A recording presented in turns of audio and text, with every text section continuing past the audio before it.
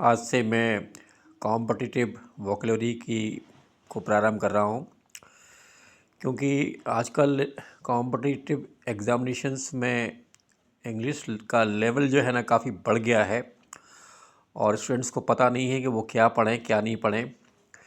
इसलिए मेरे पास बहुत सारा कलेक्शन है फ्रेजेस इडियम्स का, तो मैं उनको एक्सप्लेन करूँगा वीडियो के माध्यम से। और अगर आपको मेरा वीडियो अच्छा लगे तो आप इसको सब्सक्राइब ज़रूर कर लें, क्योंकि अब मैं कंपटीशन की तैयारी स्टूडेंट्स को घर बैठे ही कराऊंगा। तो क्राई इन वाइल्डरनेस पहला एक फ्रेज है, क्राई इन वाइल्डरनेस। इसका मतलब होता है टू गिव यूजलेस एडवाइस। किसी को बेवजह हम सलाह देते रहते हैं, उसको दूसरे शब्दों में क्राई इन वाइल्डरनेस बोलते हैं। और ये कॉम्पिटिटिव एग्जामिनेशन में कई बार आ चुका है। दूसरा फ्रेजिस है to end in smoke. To end in smoke, to end in smoke का मतलब होता है टू बी अनसक्सेसफुल या टू बी फेलियर्स, असफल हो जाना, ठीक है ना। और नेक्स्ट तीसरा है on the eve of. On the eve of कई बार हम पढ़ते रहते हैं अखबार में, न्यूज़पेपर में, ऑन द ईव ऑफ। इसका मतलब होता है जस्ट बिफोर। इसका मीनिंग होता है जस्ट बिफोर, जस्ट उसके पहले, ठीक उसके पहले, है ना। इसके बाद नेक्स्ट फ्रेज जो आता है burn your boat. Burn your boat, burn your boat का मतलब आप समझेंगे कि बोट को जला देना, लेकिन इसके लिए बोट को जला देना इसका मतलब मीनिंग नहीं है। इसका मीनिंग है doing something impossible.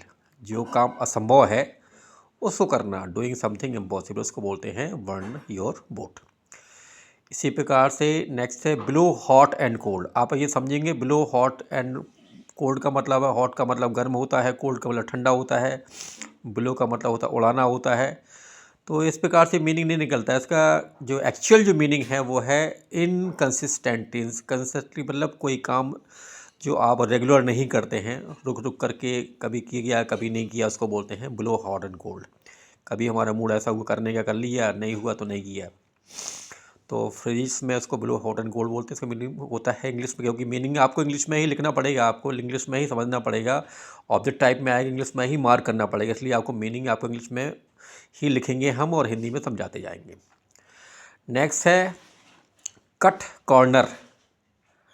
Cut corner का मतलब होता है कोने को काटना नहीं होता है। कट कॉर्नर का मतलब होता है doing something in easier manner. किसी काम को बड़े आसानी ढंग से कर लेना, उसको बोलते हैं हम कट कॉर्नर, ठीक है ना। नेक्स्ट फ्रेज है eat like a horse. Eat like a horse का मतलब होता है घोड़े की तरह खाना। आप यही समझेंगे इसका मीनिंग घोड़े की तरह खाना होता है, लेकिन इसका मतलब घोड़े की तरह खाना नहीं होता। इसका मतलब ईट एक्सेसिवली, मतलब बहुत अधिक खाना, बहुत ज़्यादा खाना, उसको बोलते हैं eat like a horse. Next meaning है फ्रेजेस है fair and square. Fair square जैसा लिखा हुआ है, फेयर मैंने साफ़ सुथरा, और स्क्वायर इसमें जोड़ दिया तो आपको कंफ्यूज करने के लिए। स्क्वायर मतलब स्क्वायर एक मैथमेटिकल टर्म्स होता है। तो फेयर एंड स्क्वायर का मतलब होता है क्लियर, क्लीन, ठीक है ना, साफ़ सुथरा। फेयर एंड स्क्वायर मतलब साफ़ सुथरा। इसके बाद नेक्स्ट है looking to your laurel. Looking to a laurel बहुत कई बार ये कंपटीशन में आ चुका है। इसका मीनिंग पूछा जाता है, सीधा फ्रेज का मीनिंग पूछा जाता है। लुकिंग टू ए लॉरेल का मतलब होता है बीइंग हैप्पी विथ अचीवमेंट, अपनी सफलता से, उपलब्धि से खुश होना, अपनी सफलता से खुश होना। नेक्स्ट है bear a grudge. Bear a grudge का मतलब होता है to on time to be happy, just to be happy, मतलब उसका मतलब बियर ग्रज मतलब हमेशा खुश रहना। तो इस प्रकार से इनके फिगरेटिव मीनिंग कुछ और निकलते हैं, और इनको इंग्लिश में ही आपको याद करना है। ये फ्रेजेस कंपटीशन में सीधे 5 नंबर के, 10 नंबर के रखे मिलते हैं।